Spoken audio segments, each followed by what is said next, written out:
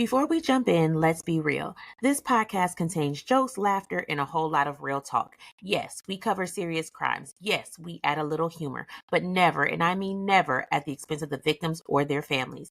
If you're sensitive, easily offended, or the type to clutch your pearls every time someone laughs during a true crime story, this may not be the podcast for you.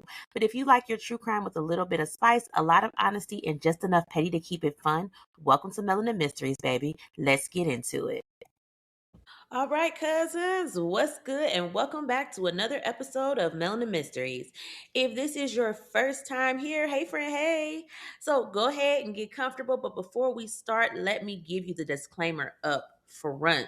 We do things differently around here. This is not a dry, not a monotone, read it off the paper type of podcast. We are chilling at the house, sharing a story with family. So yes, we gonna cuss, we gonna laugh, we might get a little mad, and we definitely gonna talk our talk. And if that ain't your speed, this might not be the couch for you, and that is okay. Now to my people, my cousins, hey y'all, how is the new year treating you so far? We are so happy you came back for another week of crime and chaos because clearly we all enjoy a little mess with our facts. And while I got y'all real quick, if you are enjoying this show, please do us a favor and leave us a review because it helps more than you know. And if you're not enjoying the show, that's okay too. Feel free to send us a message with your grievance and some constructive criticism. Heavy on the constructive, okay? Because we don't do negative vibes around here because you can take that elsewhere. All right. All right. Now, listen, the cousin confession submissions are open. And, child, when I say y'all are spilling some tea, it is some tea. I have been over here with my popcorn. And, yeah, go ahead. Just go ahead. Y'all some nasty niggas. Nasty. But we like it though. Go We ahead, my love bad. it. So if it's yours, your co-workers, your cousins mess, whatever you got, it is 100% anonymous. We can't see who submitted what. So don't be scary. If it's messy, we want to hear it. Just click the link in the show notes. Oh, and last thing before we jump in, mark your calendars. February 7th is Ladies Night, a live virtual show with myself and our good sis Renee from Melanin Mayhem. You know when us Virgos coming through, it's gonna be a time. So make sure you grab your tickets. They are live on Eventbrite, so pull up your pajamas, your wine, and your opinions are fully encouraged. Okay, now that we got the church announcements out the way, let's get into this case. Because this week, you already know it's a mess. We got us a good old swirl case. And add in some teenagers, some bad decisions, and a whole lot of why would you even? And baby, you already know it's about to be unhinged. This is the case of Jackie Wortham and Edmund, Washington. Let's go ahead and get into it. I'm your host, Tiffany. And I'm your co-host Willie. Let's get it.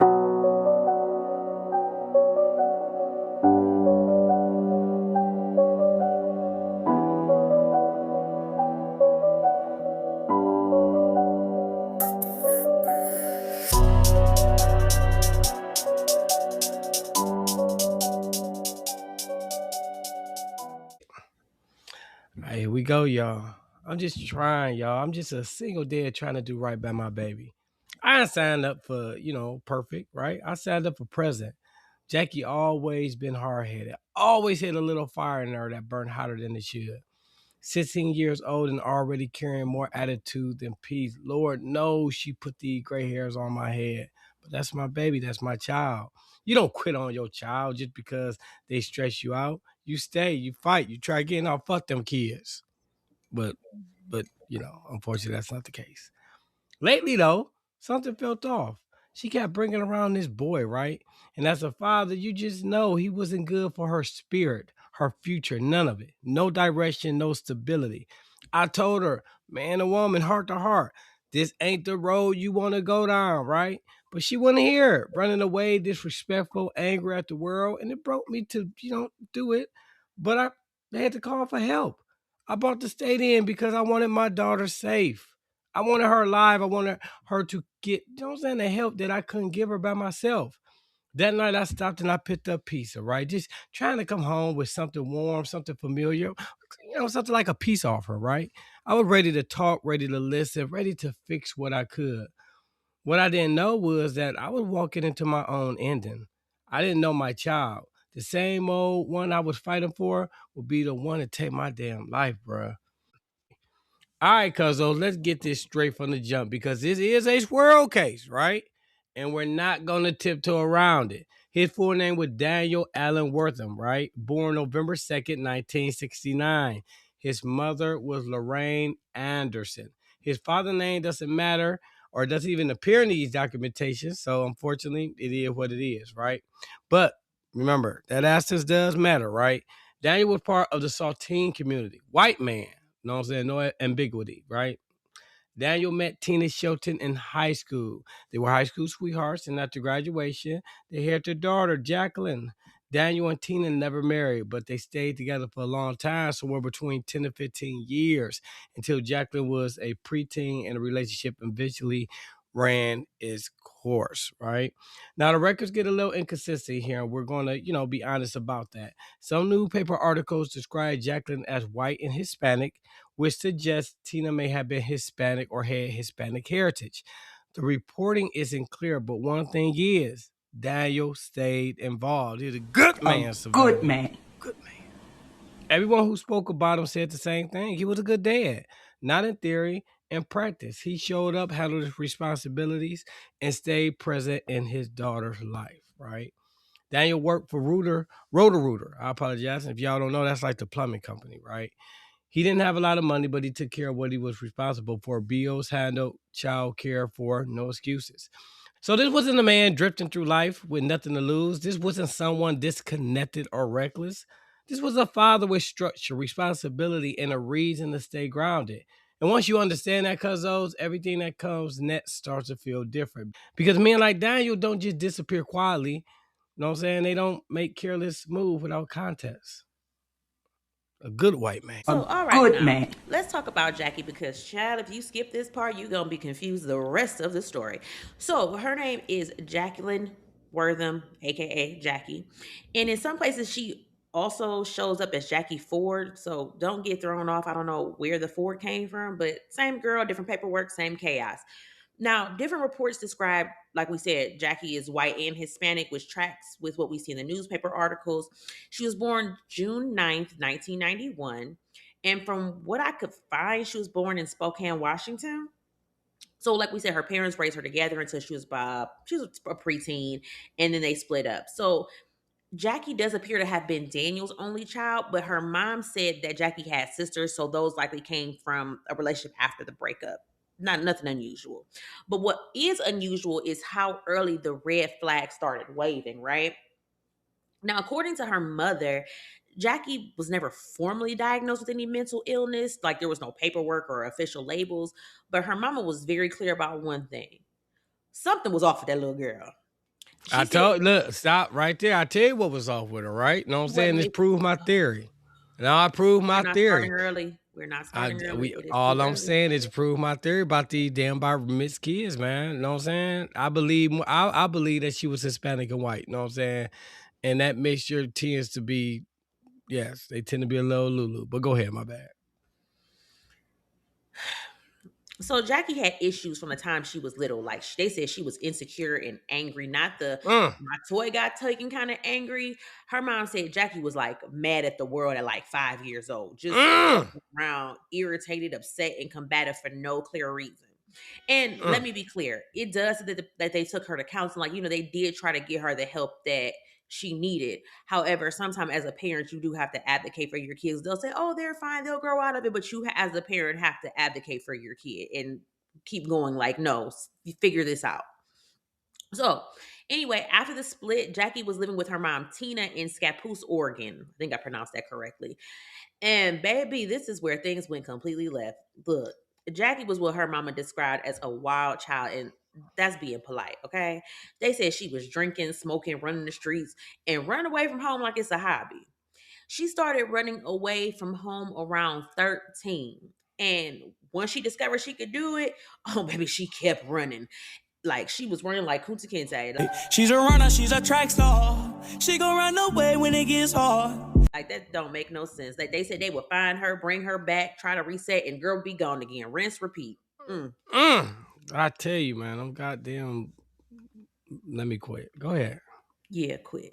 So yeah, like any parent would, Tina's tired. Like she said, just hit her limit. And honestly, I can understand that. She was like, I have done everything I can do, but I'm not gonna give up on my child. She has two parents. So she made the decision to send Jackie back to Spokane to live with her dad, Daniel, hoping maybe like, a change of environment, a stricter parent might get this girl back on track, right? She's doing exactly what she's supposed to. But I'm gonna give you a spoiler alert that didn't help. That, they don't, it does, never does, man. No, you can't say it never does. Sometimes like that does help, but in this case, unfortunately, it just did It's not. a white father, man. They don't, yeah, What they that got can't. to do? They There's don't know how to some handle. No, decent white man. people out there. I'm not saying because we got some listeners that's white, and I love y'all. You know what I'm saying? And most of our listeners that's white got Wiglets, so they are very familiar with the, you know what I'm saying, the struggle of the black man. You know what I'm saying? But I'm saying white men with biracial kids, they say sometimes they don't know what they be doing, man. That's all I'm saying. It's a fact. Man, just go ahead. Tip. I'm gonna be quiet because I see where this is going. Go ahead. So anyway, Jackie gets to her dad's house and she immediately chooses chaos. Right? The girl skipping school. She talking about she Mm. want to drop out, and she like, look, daddy, I want to be emancipated because I am grown. Like these kids think they grown, like they know everything. You don't know nothing. Sit your slow ass down. Um, because you still asking for rides and lying about being pregnant. Yes, she would regularly claim she was pregnant and wouldn't be pregnant. Like, Man, these, yeah, she needed her ass beat. That what was missing. It I ain't was a trying to be good funny. ass. I'm with you on that one. I feel I like mean, first that's why I of said all, that's how you know that it was biracial. I mean, a white and there was a white, I would say a Hispanic mama and a white father. They ain't put no discipline. They should put the pause on that little bitch, man. I ain't trying to be funny, but I am whoop that child ass. Like, I ain't trying to be funny. We got whooped. We turned out quite fine. And for people who say, "Oh my god, you should hit your kids," there is a difference between child abuse and whooping your kids' ass. 'Cause I will whoop your ass. Will do. One time you get. I mean, I'm not as like our parents, child. You look wrong, you Shit, get I your man, ass man, whooped. look, let me tell you, I remember my father whooped my ass so bad, he felt bad, he didn't even let me go to school the next day. He like, say, you ain't about to get my ass in trouble, stay home, son. I am, he smacked the shit out of me, and I had a mark on my cheek. Yeah, my father like, go ahead and stay home, dog. I mean, shoot, it's in the Bible. Spare the rod to spoil the child. You like kids. I ain't trying to be funny. Kids need discipline. I mean, I can say with my kids, I am very thankful. Like my, like the middle two anyway. Like I never really had to discipline them too much because like they kind of like fell in line. Like that oldest and that youngest, yeah, that's a little bit Man, let me tell different. you, out of all the kids not all the kids I had, but out of my kids, the ones, I'm not lying, the ones that I will whoop their ass, and it didn't make a difference with the damn biracial one, man. I told you, I ain't gonna say her name, but my oldest one, man, I was like, damn, like, yeah, I'm like, yeah, that's when I came to the conclusion and realization that there's issues with biracial kids. I'm telling you, I did, and I started doing my research. What we Well, get into a I little said I bit got a later. biracial brother, and I ain't trying to be funny. I used to be like, when he was little, I'd be like, y'all should whoop his ass. That's the whole problem right there. And I mean, I was right, but they never whooped his ass. That's my daddy was old, and so was she. But anyway, let's get back on track. So, like we said, the girl was just always lying, and her grandma was like, "Look, Jackie is a drama queen." And that feels accurate because, like we said, she just lied all the time. She exaggerated everything, and she just thrived on attention. It was good, bad, it didn't matter. And Daniel tried. Like he tracked her down when she ran away. He would bring her home and he would try again. But Jackie was just determined to do whatever she wanted, however she wanted, with zero regard for consequences. Mm, And this is where the plot thickens. Okay. On one of these runaway sprees, Jackie meets a young man named Edmund Washington. Yes, Edmund, he's one of us. He is fully mm. melanated. Okay. Yeah. Because that detail, it is not just a footnote, it matters because from the moment on, Jackie's life starts moving even faster and the tension in this story starts climbing. And trust me, this is where things stop being troubled teen and hit the dangerous part. Mm. Now let's talk about your boy Edmund Washington, because once he enters the picture, the temperature in this story changes, right? Edmund was born in 1989, which means he was about 18 years old when he met Jackie. Now, before anybody started clutching their pearl, no, Edmund didn't have some wild criminal record.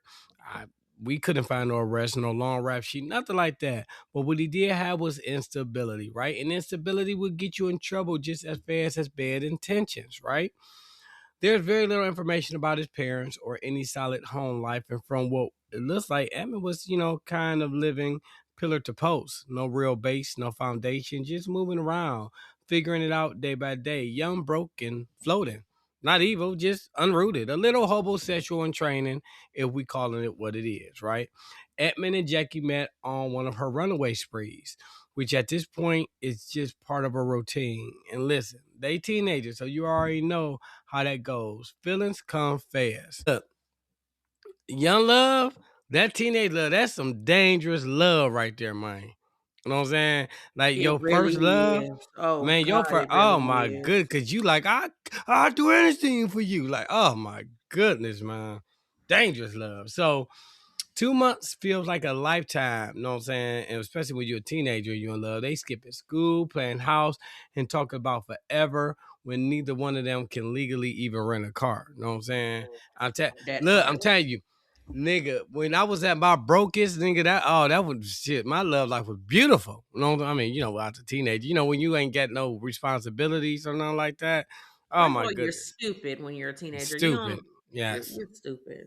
Yeah. And So let eventually, me clarify. go ahead. Let me clarify that because it's not that they're stupid. Like because I say this about my kids all the time. Like I was the other day, I was sitting there thinking, I was like, man, my kids is smart as hell. I was like, but them little niggas is slow.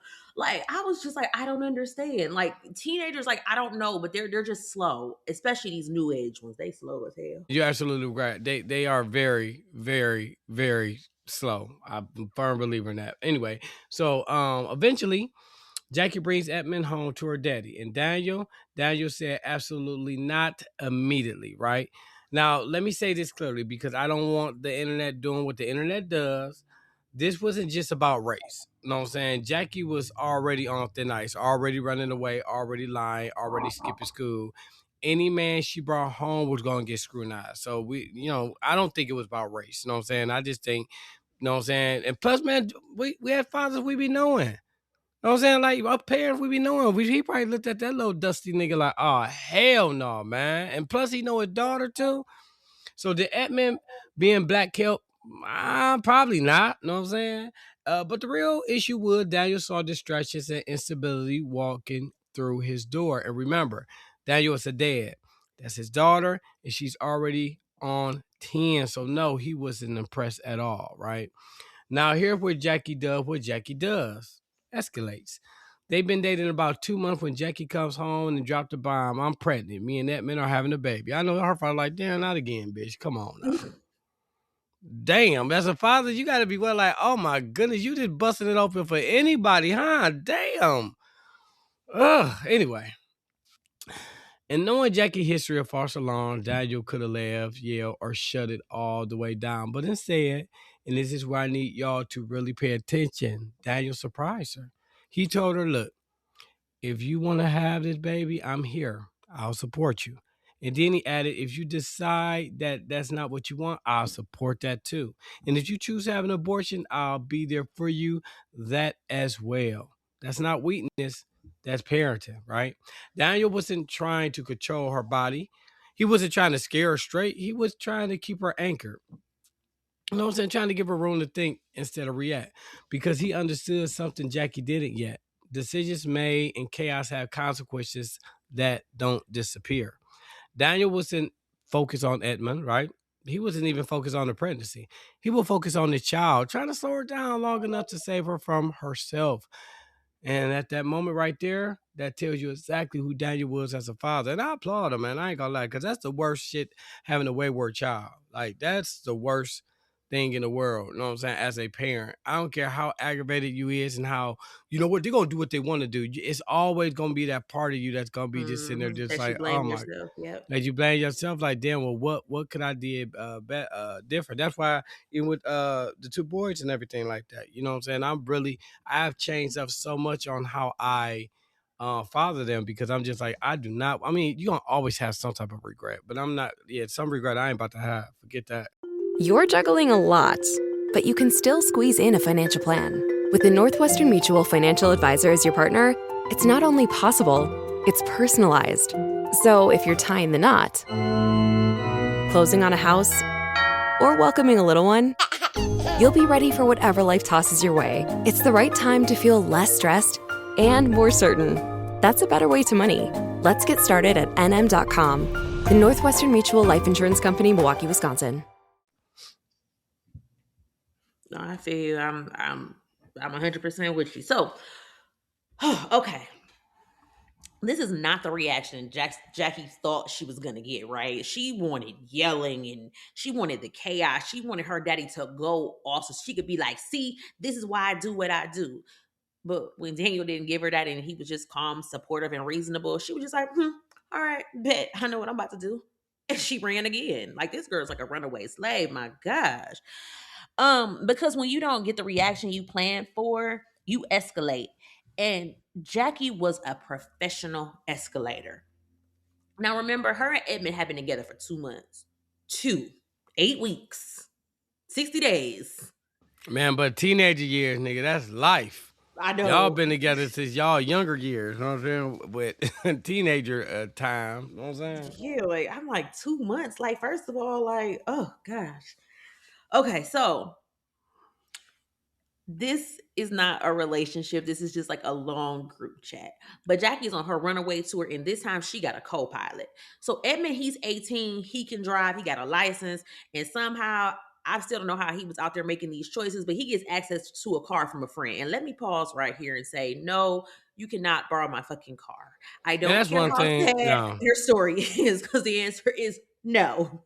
I don't know how. That's one thing. I don't know how, nigga. I'm not. You can ask my kids, right? I wish one of them was up right now, so I could put them on the mic. But I said, nigga, that's the one thing you never. The one thing you don't do as an adult, and that is, what's y'all say? Let anybody drive your car. Like Yeah, real like talk. That's one. I've never been Yeah. like I've never been on that. Like, no, you can't drive my car. I don't know why. Like, that's never been a thing with me. No, you cannot drive Hell my car. no, man. But No. Now I'm anyway, driving your car while you at work. You know what I'm saying? Pushing that little Altima. okay, Jody. Um, but Jackie and Edmund, they hop in somebody else's vehicle and they disappear. So Daniel, he does exactly what he's supposed to do as a father. He files another police report. That I know the police was probably tired of him. Like here he come again. Like, there go that crazy bitch out there again. At first, Jackie usually pops back up after a few days, but this time, no. That girl is gone for 2 full weeks. She wasn't making no phone calls. She wasn't popping. The girl was just in the wind. And at this point, Daniel is panicking. He's calling everybody. He's calling again and some more. And he's calling until there's nobody left to call. Like, I can only imagine the panic that he is feeling, because he probably thinking the worst. Is my child dead? Is she in jail? Like, what happened? He don't know what the heck. Oh my God.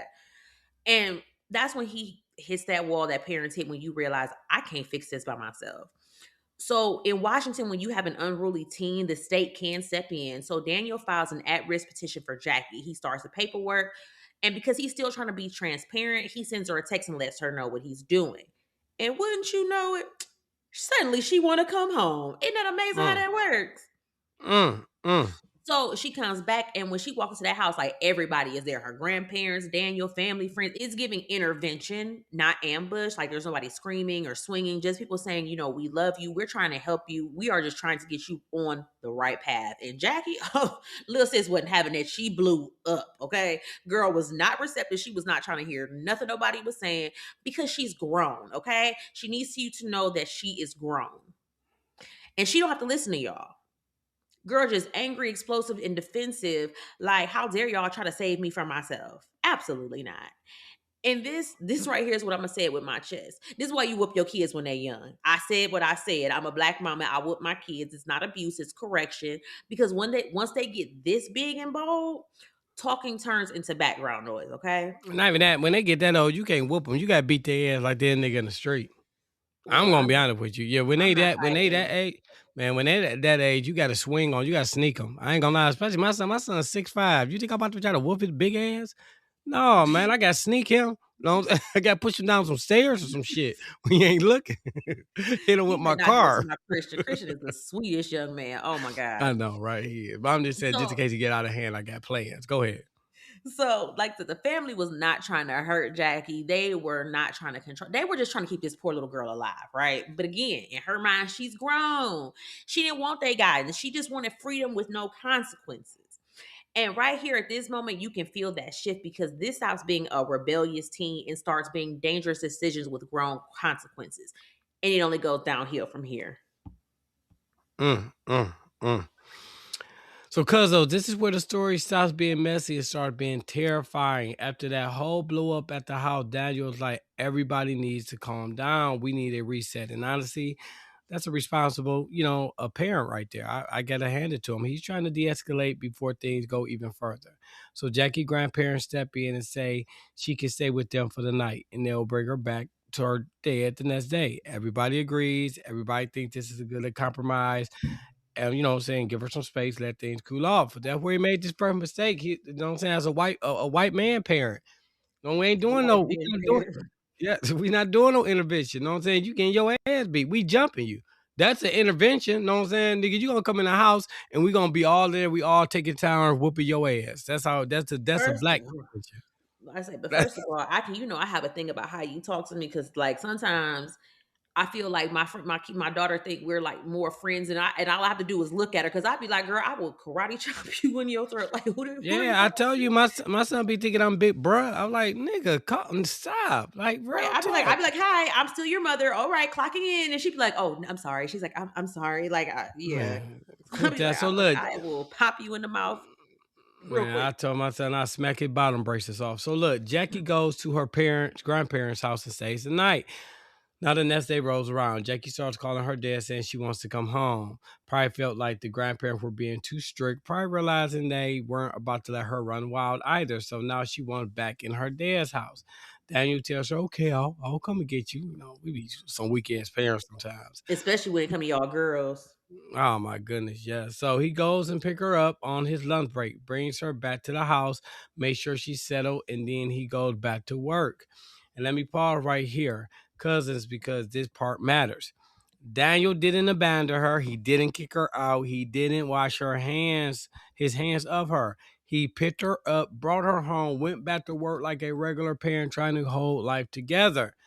Now, fast forward to around 3 p.m. on March 23rd, 2008. At this point, Jackie is fed up. And when I say fed up, I mean she is done and anyone trying to tell her what to do. You know what I'm saying? In her mind, she knows what's best for herself, right? Why? Because she's 16. And 16-year-olds, they know every goddamn thing. They just learn how to wash their ass properly, right? And some of them don't even know how to do that. But anyway, Or wash she their own clothes. right, exactly. She thinks she grown. And like most teenagers, she don't know a damn thing, but she's confident about it, right? But instead of running away, Jackie makes a decision. She called Edmund and tells him to come to the house. When Edmund gets there, Jackie tells him straight up, my daddy gotta go, right? And no, she didn't mean move out. She didn't mean leave town. She didn't mean back off. She meant go to the upper room. Yes, she about to try down the lie, this nigga, right? Well, this wigger. Well, this white man, sorry. Because in Jackie's mind, the only way she was ever going to be free, the only way she was going to escape rules, structure, and accountability was to eliminate her father, man. See, I told man, look, that's that white people in the right. That is, right? So let that sink in. She could have run away. She had done it plenty of times before, but this time she decided the problem was in the rules. The problem with Daniel. And that decision, that choice, that's the moment the case crosses the line and it can never come back from 100%. So let me take it back from here because we have to pause and remember something very important. These are teenagers. And like I said earlier, when I tell y'all my kids smart as hell, like they honor classes, like they're quick thinkers, they're very intelligent. But for real, these little niggas is slow. All these Slow, kids are dog. slow. They just slow. It drives me crazy. Like, so common sense, like seriously, does not start loading until you're at least 25 when your brain is actually developed. and sometimes later. So, yes, intelligence and decision making are two very different things. And Jackie and Edmund, they are not operating at full capacity here. They slow. You Mm. can see it all up and through here. So the two of them come up with a plan because you're going to see how slow they are when I tell you this plan. And when I say the word plan, I'm using that word very loosely, okay? The plan is this. Edmund is gonna hide. Jackie is gonna distract her dad. And once Daniel is distracted, Edmund is gonna come out and do what needs to be done. Does that sound like a plan to you? No, that sounds like That some sounds shit. stupid. That sounds like some shit a goddamn biracial kid would think of. It sounds like some stupid shit. It sounds like what one of these little slow ass kids would do. That's exactly what it sounds like. I don't biracial or not, they slow. Very So slow. that's it. That's the plan. They ain't got no backup. They ain't got no exit strategy. No thought about consequences or what they gonna do after that. They just got vibes, delusion, and teenage audacity. That's all they got here. And what I really need y'all to hear this because this was not some elaborate mastermind situation. These are two teenagers who thought they were smarter than they were. They're slow, thinking short term, emotional thoughts, and making a permanent decision based on temporary feelings. Like Willie says, you cannot trust feelings. Again, they are teenagers who think they know everything, swear they're grown, and have absolutely no idea how the real world works. Jackie thought she was being controlled. Edmund thought he was being helpful. And neither one of them stopped to think about how stupid this really sounded in real life. Dumb as hell, Hide, man. distract, attack. And that is the plan that they landed on. Let that sink in. Cause That's like it's just like thinking about it again. I'm like, these kids are fucking slow. Like that's all that keeps playing in my head. These kids are fucking slow, man. Okay. And this is why I say all the time, teenagers don't need freedom. They need guidance because if they're left to their own devices, this is the kind of stupid shit they come up with. Yeah.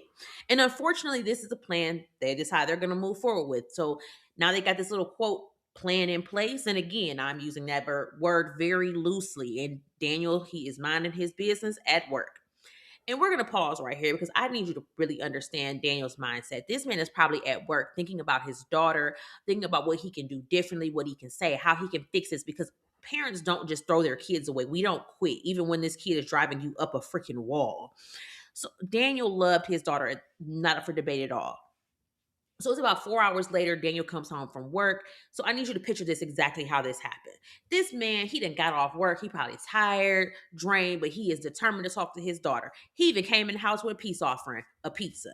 He's not trying to yell, argue. He's not even trying to punish her. He's bringing her pizza as a peace offering. That's let's sit down and talk food. That's maybe we can work this out food. In his mind, he probably like, we're going to eat, we're going to talk, and hopefully we'll land somewhere better than where we were.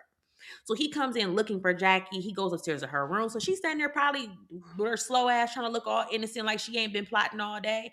And he starts talking to her, right? Out of nowhere, here comes Edmund popping out from behind, right? Like, boo. And then this is where the story goes from bad to unforgivable. Because this isn't just one weapons. Investigators said there was a knife, a sword, tools, and a baseball bat involved. So this is just complete chaos. Anything that they could grab. And Edmund just starts attacking Daniel. He's stabbing him. He's hitting him, like overpowering him. And Daniel probably like, man, what the fuck? Looking at his daughter like, girl, help me. Like, are you serious? Like, this boy is attacking me in my own house. Do something. And this girl, she just standing there until she's not. She picks up a bat. And let's be real. Because any parent's probably like, oh my God, she's going to stop this. She's going to help get him off me, right? No. Not that biracial little, not that little wiggler. She starts beating her own father with the bat. That shit crazy. Nah. That part right there, like real talk. This is where you gotta stop and ask yourself, what kind of demons we dealing with, right? Because let's be honest, the nigga was in the bed. I mean, like real talk. I mean, granted, we wasn't in it. We don't know the ins and outs. We don't know every single thing. But from what you know what I'm saying? People saying what so far it seemed like the nigga was just a concerned parent, man. But you know, as kids, we be thinking, but you know, you was a kid, you know, you didn't wanted to do some shit that you look back and thank God your parents to let you do, but at that time you were so like committed to it and felt like they just didn't understand and they're gonna try to stop you. But with all that being felt, all them emotions, nigga, I never in my life thought about taking my mom or my daddy out. Me Never. either. Never. Know what I'm saying? Never, not one bit. Know what I'm saying? Not one Oh, it bit. never crossed my mind. Nope. But look, after, know what I'm saying, all of this, right? After these two just beat and stabbed Daniel to death, he's gone. Rest in heaven, right? And I'm talking brutally in his own house. They don't run, they don't panic immediately, they don't even leave. They leave the body upstairs, and then they pick up the hot and ready pizza and they smash. Yes, they actually eat the pizza. Right? I mean, after all that hard work, I mean, I guess that builds up hunger. I don't know. They take it downstairs and they eat it, right? Like this is some type of commercial break or whatever the case may be. Like they didn't just murder somebody's father. Like, you know, like this is like ain't a dead dude just downstairs. That's not teenage stupidity. That is soulless behavior. Then it finally hits on like, oh, we gotta get out of here, don't we? Right? Because they don't think about shit. You know what I'm saying? They didn't think this one's true whatsoever, right? So now they decide they're criminal masterminds. They start staging the house to look like a burglary, right? Tossing stuff around, making a mess, trying to tell a story. But here's the problem: they're teenagers, not Ocean's 11, not seasoned criminals. Two kids with hair-baked thoughts and zero foresight. Like I said, they're teenagers, not Ocean's 11s, not seasoned criminals. Two kids with hair-baked thoughts and zero foresight, right? Slow ass So kids. right? So here's how they completely blow it. On the way out, after staging this fake burglary, right? They lock the door. Lock it. Who locks the door during a robbery? Wait, they're not even thinking, right? Because they The- slow. yes, dumbass. You know what I'm saying? Diddle dumb and diddle two, whatever they say. And then because why not add another layer, stupid? They take Daniel's car and drive off. So let's review this, right? Let's review the scene they left behind. Dead man upstairs, robbery where the door is locked, homeowner's car missing, and the last people seen with him, his daughter and her boyfriend. Loud, sloppy, embarrassing. Like the first time I had sex. Yes. This wasn't clever. Never What? mind. I thought Nothing. you was gonna catch that. I No, thought you was gonna catch I that. caught that. Almost slid that in. You know what I'm saying? That's what I told her. All right, look, this wasn't clever. This was a calculated. This was two people who thought they were smarter than everybody else and weren't. And on a side note, right, this has nothing to do with the case. Y'all got to sometimes pay attention because I be sliding stuff in on Tiffany, and she don't hear it until she hear the episode. So it'd be funny, right? I I just caught want it today. you did. You caught it. All right. Anyway, and from this moment on, it's no longer a question of if they're caught, it's how fast, right? Because let's be honest with you. I mean, they did nothing. They did nothing to really make it look like it was anybody else but them. Like they did nothing at all, right? Remember, nigga, they ate the pieces, so that it's all And I then watch you crime locked shows the now. door, you dumbass. You locked the door. You stole this car. Come on, man, dumbass. Go ahead. So here, where everything blows wide open, right? Daniel's parents are waiting to hear from him. He already told them the plan, right? Pizza, talk, reset. So at first you're thinking, okay, maybe things cool down. Saturday go by, nothing. Sunday hits, still nothing. Now that's not normal. They start calling over and over, no answer. And that's when they know something's wrong, so they go to Daniel's house. They knock, no answer. They knock again, still nothing. But they hear music playing inside the house, and that's when it's like, nah, this ain't right. They call the police to request a welfare check. That's how you know they white. Because you know if it was one of us, nigga, we getting in that house. Know what I'm saying? You know, if it's me, I hear music, I'm knocking. I ain't heard from you for 3 days, my nigga. I'm getting in one of them windows. I'm doing something. And if you in there and you good, we just gonna have to discuss how I'm gonna have to reimburse you for the damage I caused. But I thought something was going on, right? But that's just me. So, like I said, with them being white, they call the police to request a welfare check. And let's be real, officers What already you know the talking about? situation. People request. They request welfare checks all the time. No, I'm saying if you are at a no, usually welfare checks are requested because I can't get to the house to check anything. If we are, if I have you mean to tell me? All right, know what I'm saying? Because I know you got a little bit of white in you because of your skin complexion, but that black part of you, Tiffany Lester Green, you trying to tell me if you went over to your brother house, right? And you just talked to him, you know he got this crazy biracial kid, right? Who been flipping out. They were supposed to have a conversation. You don't hear from your brother on Friday. You don't hear from your brother on Saturday. And you don't hear from your brother on Sunday. You go to his house and knocking on the door, nothing, but you hear music. You not about to try to get in that house? Well, I shouldn't say your brother because he owe you money. Let's think. Don't do that.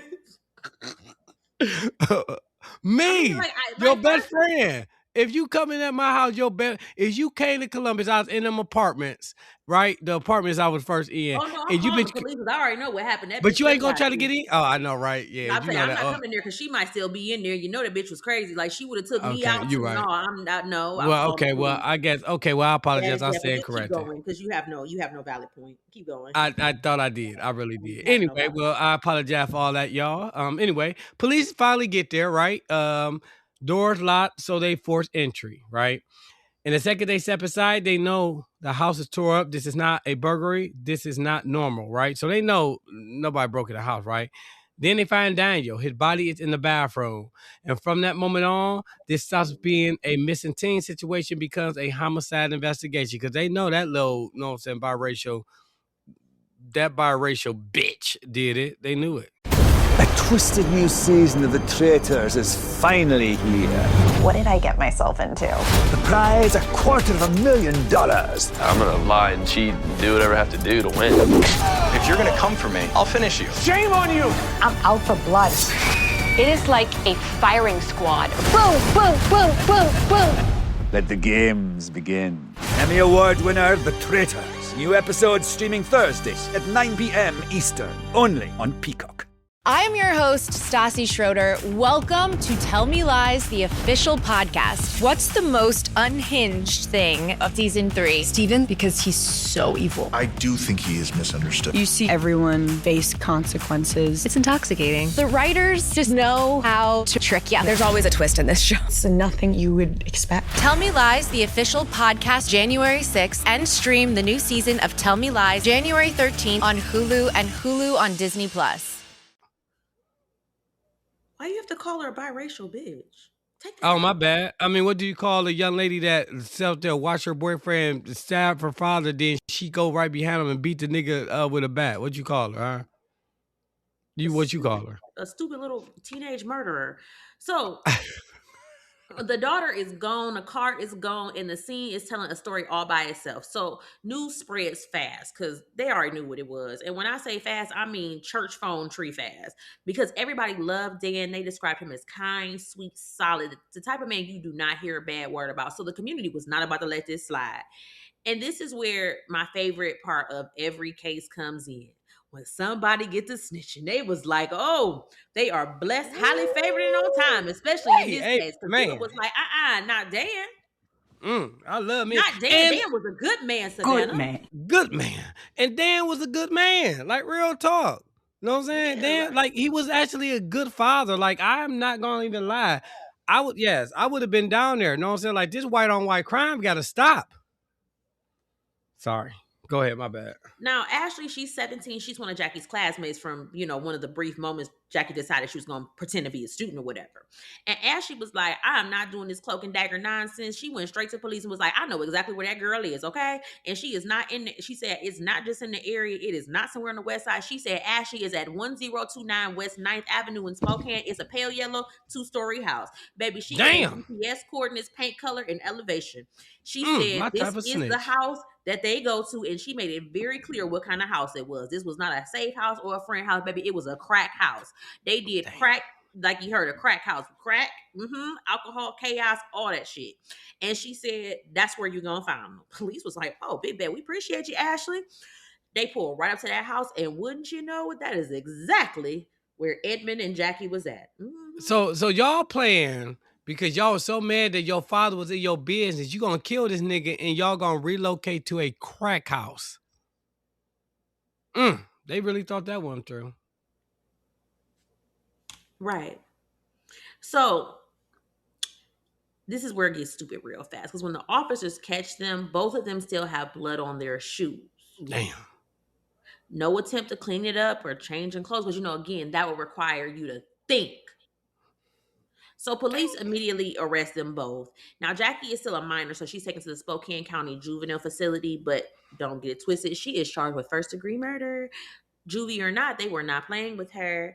Now, Edmund, he's 18, we said, right? So you get big boy consequences. You go to the big boy jail. So Big they're boy both jail. charged with first-degree murder as an adult, taken straight to the regular county jail. No juvenile protections, no kid gloves, just concrete, bars, and time. Because Fresh this is what fish. happens when teenage delusion meets real life consequences. Because they thought they were slick and they thought nobody would talk. They thought they could just disappear, but I don't know how you thought you was gonna disappear in a crack house in the same city. But hey, Because they why? dumb. Oh yeah, I keep forgetting these kids are slow. Sorry. So the community, like we said, loved Dan, and the streets was not about to stay quiet, and that's how that run ended. So both of them booked, and the judge slaps a $1 million bond on each of them. $1 million. Even if you had 10%, you ain't got anybody got 10%. Yeah, real And talk. like I said, neither one of them got a pot to piss in or a window to throw it out of. So they asked sat right where they was at. So here's where it gets spicy. The state decides they are not doing the she's just a little girl routine with Jackie. They try her as an adult because at this point, the behavior is adult, the crime is adult. So the consequences, they're going to match that to adults. So when they bring Jackie into that interview room, baby, she started talking like immediately. And that's usually how you know somebody thinks they smarter than they are. But the thing was, her story kept changing. Like the outfit she should have changed when she finished committing that murder, or her shoes rather, right? Now, first she says she told her dad she was pregnant, and then she said her dad was gonna force her to get an abortion. So they sitting there like, girl, please stop, because the evidence is not matching none of this. Not at all.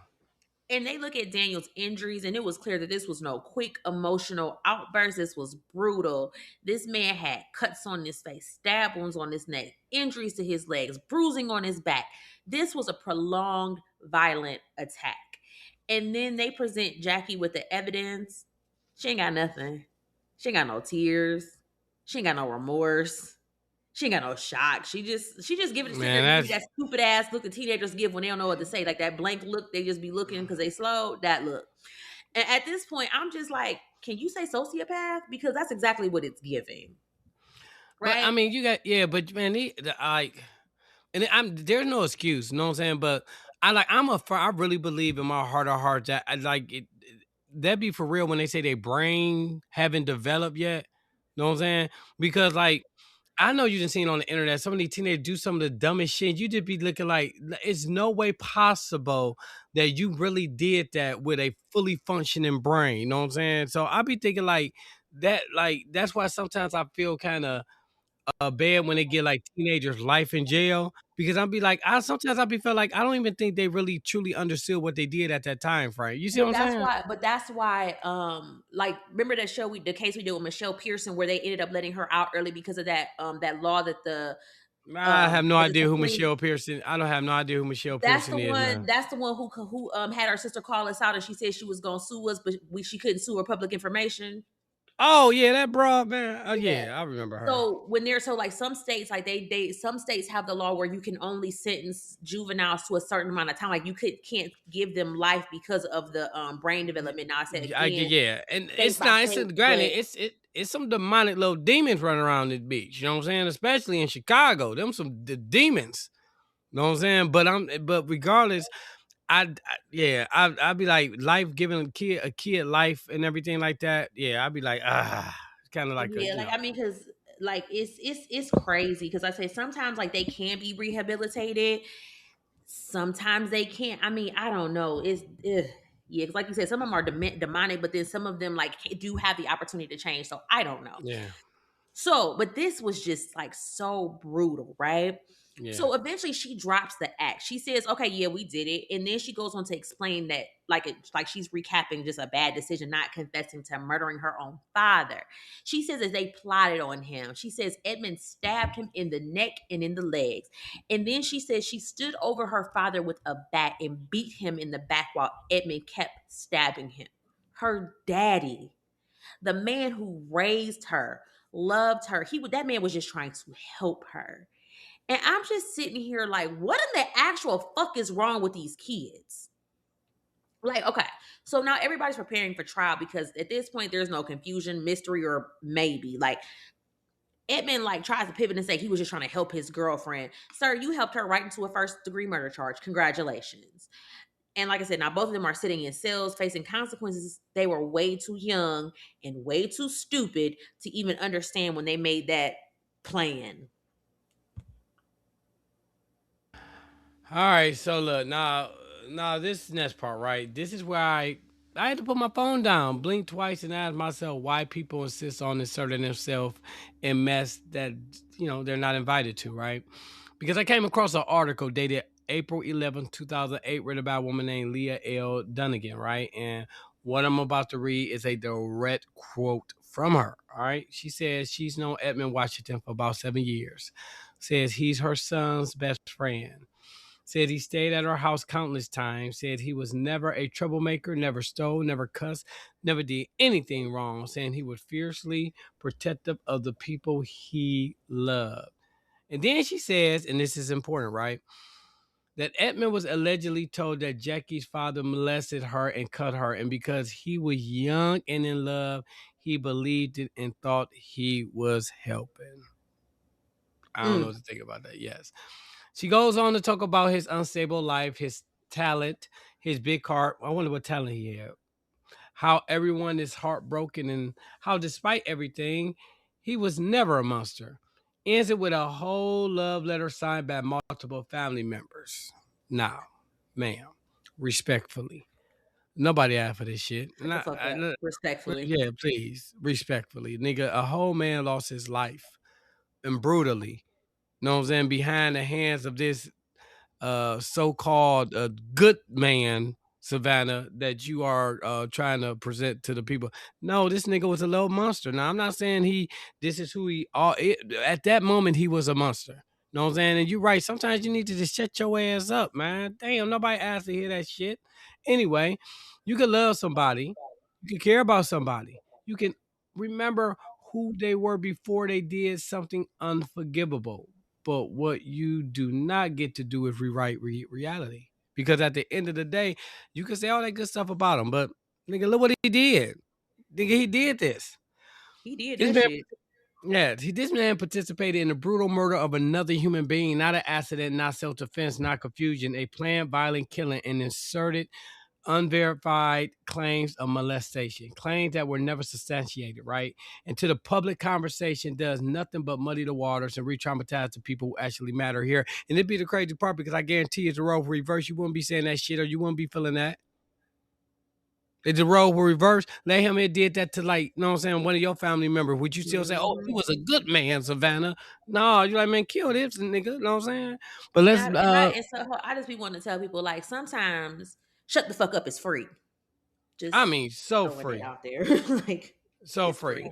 Because let's be very clear, even if someone tells you a story, even if you believe them, that does not give you the right to beat and stab a man to death in his own home, period, right? And this is the part folks hate to hear, but I'm going to say it anyway, right? Because you know me, I don't care. Loving someone does not mean lying for them. Protecting someone does not mean excusing murder. And writing a public character reference after the fact doesn't change what that person has done. This wasn't about Edmund being a monster. This was about Edmund making a monstrous decision. And as a result of that letter, that's grief talking. That's denial talking. That's I can reconcile the person I knew with what he did talking. Nah. And I get that emotionally, but facts don't move for feelings, right? And no amount of love letters or rewritten narrative changes the truth of what happened in that house, nigga. The facts are the facts. Both trials were set for September 2009, and both Jackie and Edmund were staring down 22 years to life. And at 16 and 18 years old, that was so real quick. So both of them folded and took plea deals, right?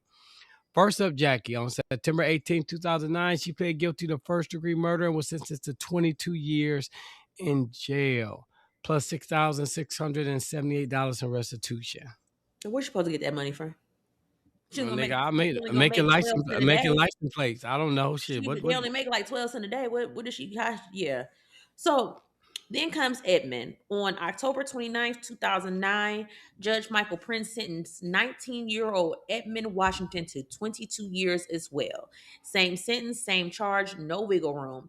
Edmund is currently locked up at Stafford Creek Correctional Facility today, and he is 35 years old.